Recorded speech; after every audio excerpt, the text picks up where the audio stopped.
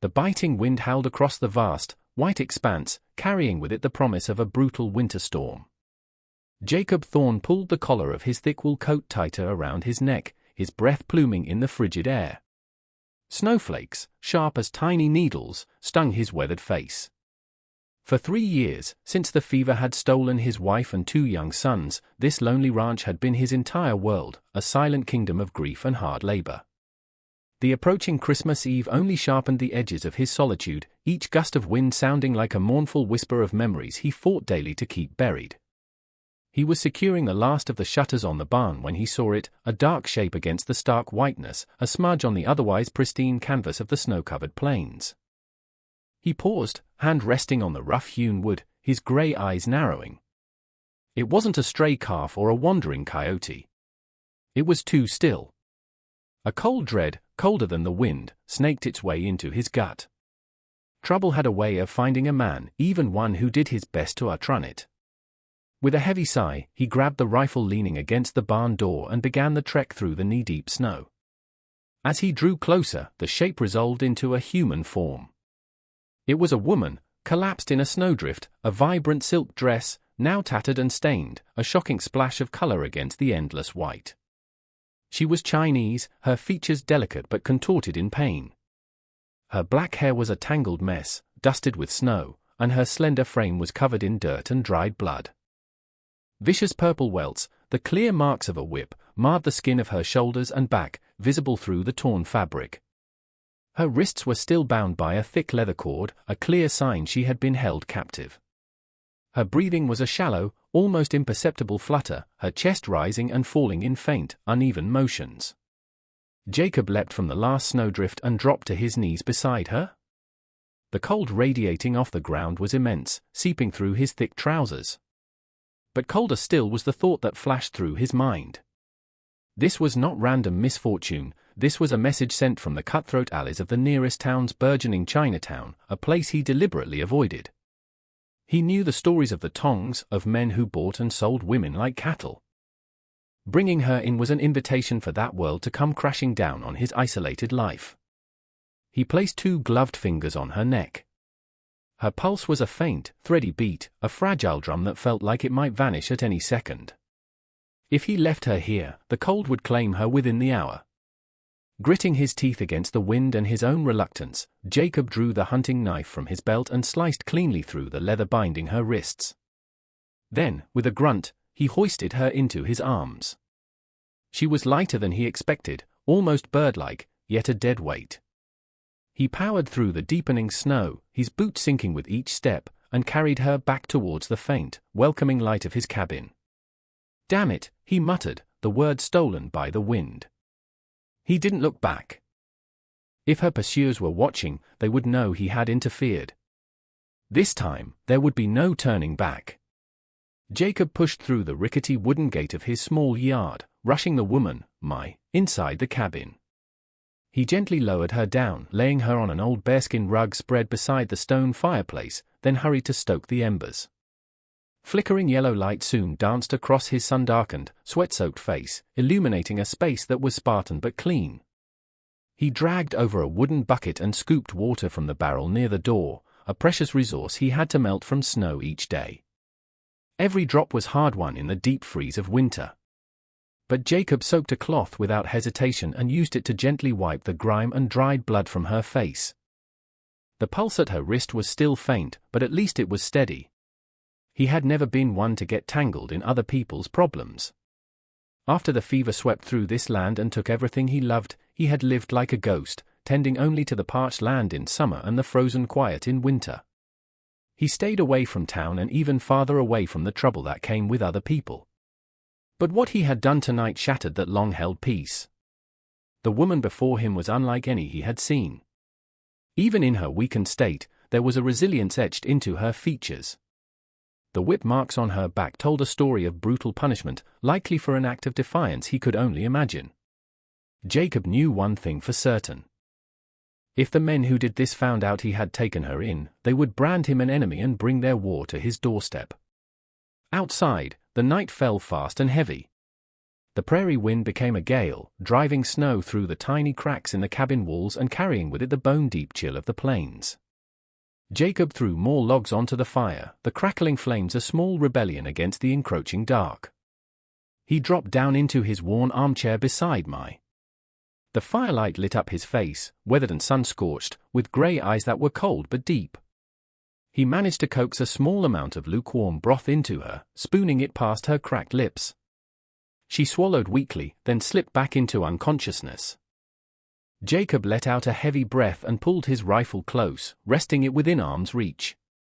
He leaned back against the solid wooden wall, his eyes fixed on the door, now barred against the storm and whatever human monsters might be lurking in it. He knew exactly what kind of people would leave a woman to die in the snow, and he knew they might return to finish what they had started. Tonight, if they did, Jacob Thorne would be the one standing in their way. The fire in the hearth had faded to a bed of glowing embers.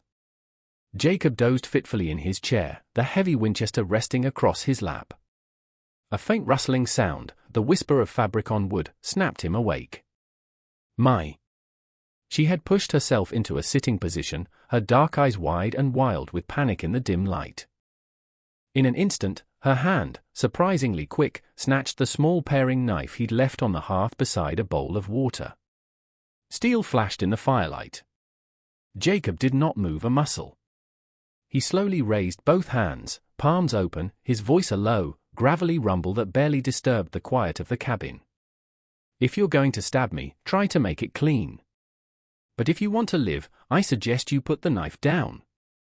Mai was panting, beads of sweat on her forehead despite the cabin's chill. Her eyes darted around the small, old room.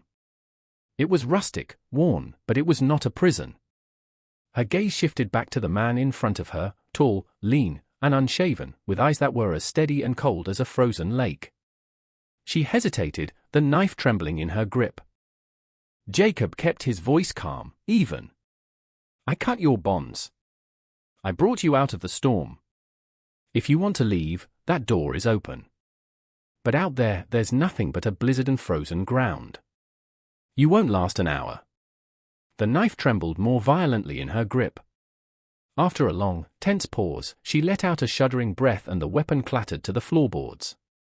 Her powerful resolve seemed to desert her, and her body collapsed back onto the rug like a felled tree. Jacob stepped forward, picked up the blade, and set it on the mantel. He then handed her the bowl of water.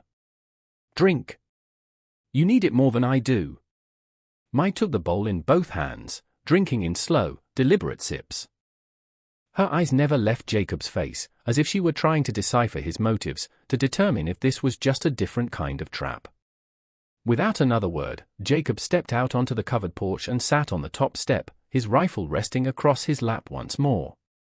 The wind whipped snow around him, but he seemed oblivious to the cold. Mai tilted her head, watching his silhouette through the open doorway. In the faint moonlight that filtered through the storm clouds, the man remained as still as stone.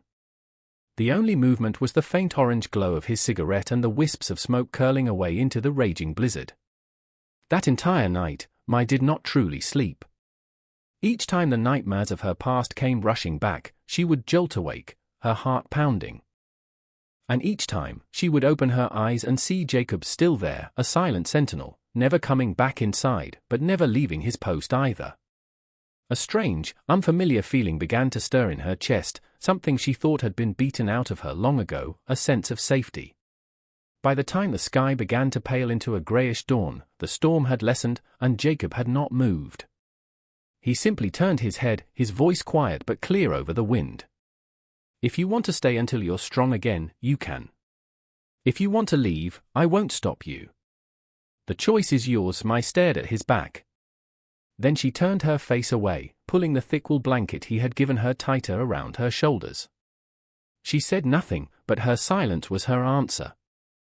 The sun rose, casting a weak, watery light down on the snow-laden roof of the cabin. A few days had passed, and Mai could now stand on her own, moving with a pained stiffness but a determined gait. She stepped out into the yard, her shoulders still roughly bandaged, but her gaze sharp and focused. The world was a blinding expanse of white, the air crisp and clean after the storm. Jacob was splitting firewood, the rhythmic thud of his axe the only sound in the quiet morning. He didn't bother to look up. "You're stronger," he stated, his tone even. "If you want to earn your keep, the animals in the barn need water." Mai said nothing, but a moment later she picked up 2 wooden buckets and made her way to the barn. Her arms, though slender, flexed with a surprising strength as she worked the hand pump for the well, the iron groaning in protest against the cold. Jacob glanced over, a flicker of surprise in his eyes. The woman who had been at death's door just days before was already strong enough to work.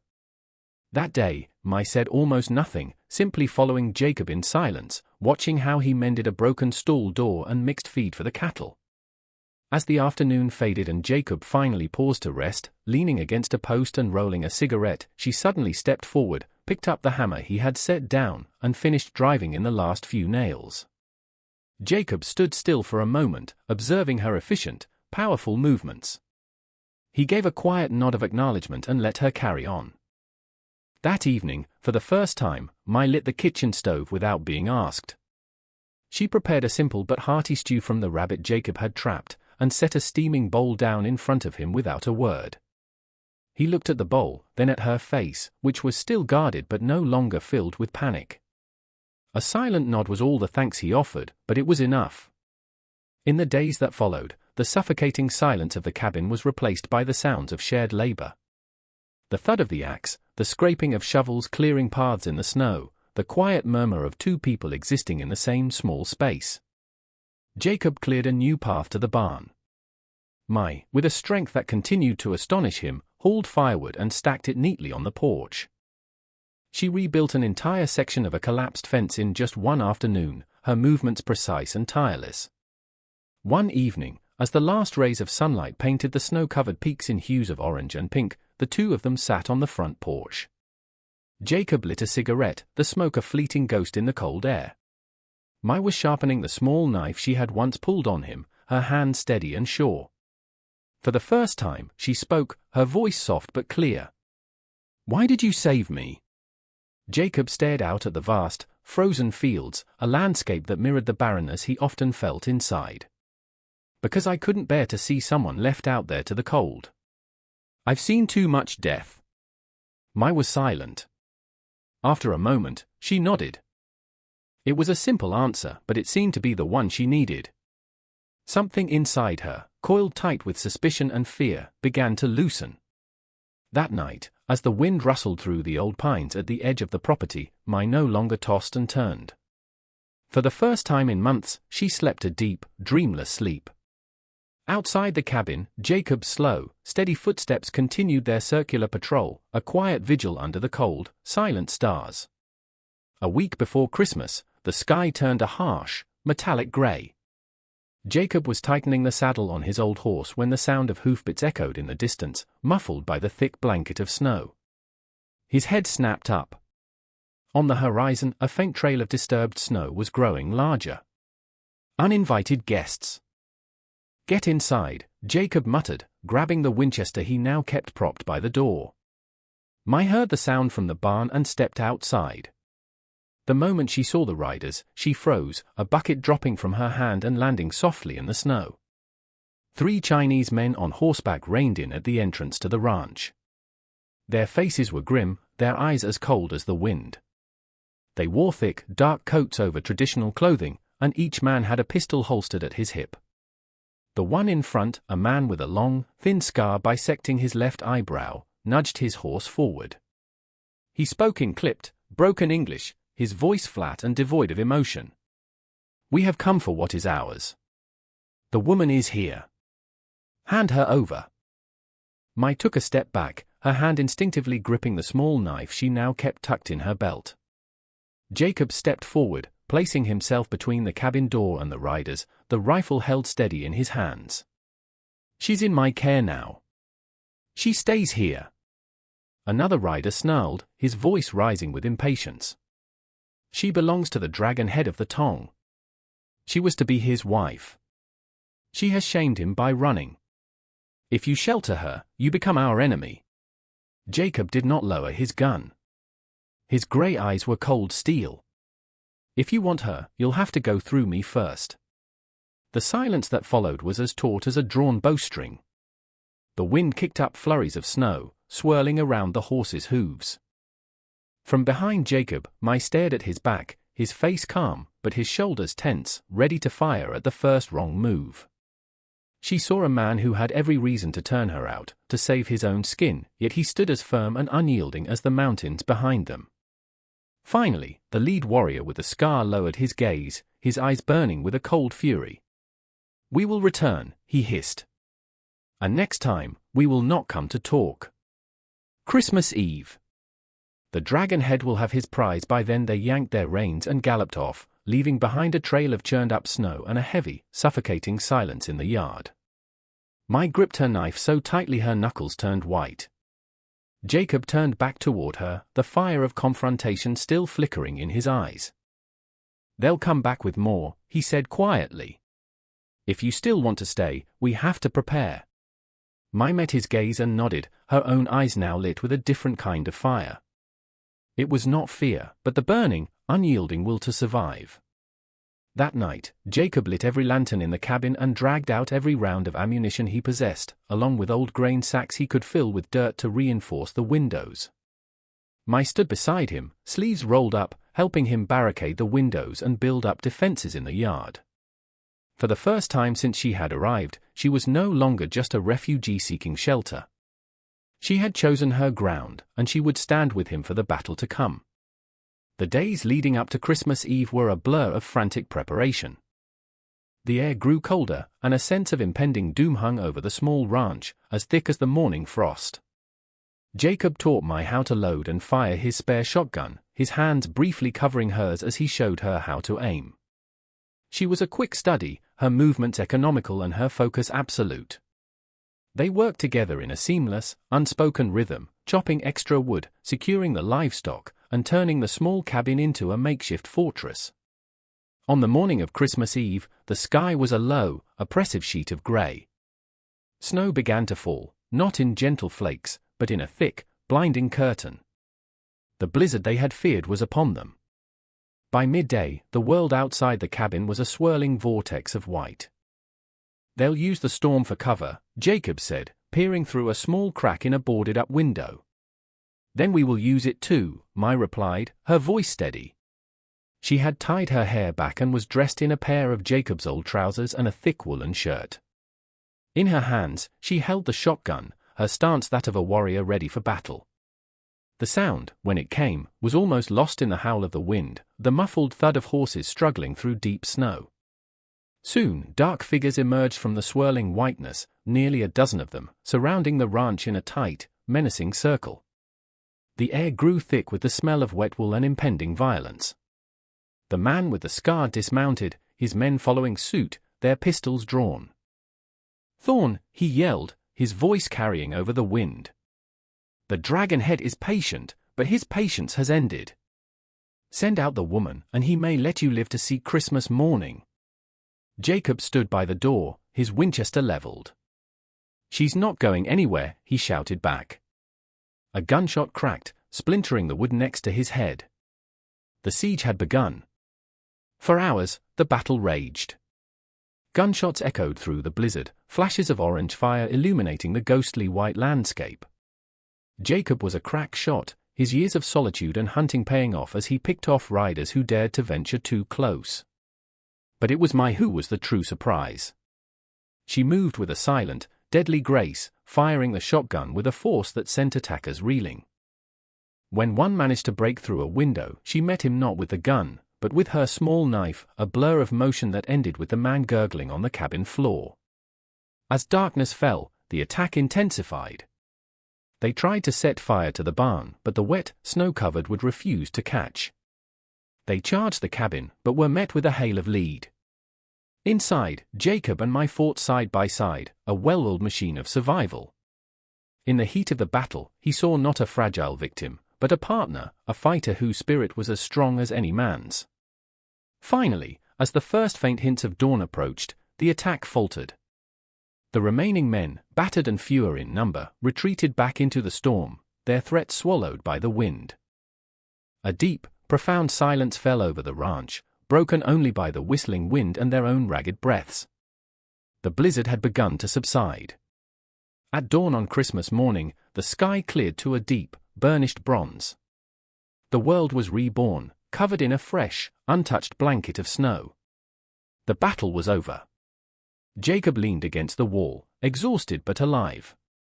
Mai stood by the window, the shotgun still held loosely in her hands, her face smudged with gunpowder but her eyes shining with a fierce, triumphant light. He looked at her, his voice low and raspy. "It's over. By morning, everything will have changed. Are you sure about this?" Mai met his eyes, her gaze burning with an unquenchable fire. "I already died once out there in the snow. I will not die again." Jacob nodded, a slow smile touching his lips for the first time in years. He understood. She hadn't just been fighting for her life, she had been fighting for the right to choose it. Later that morning, the sun broke through, casting a brilliant, dazzling light across the snow.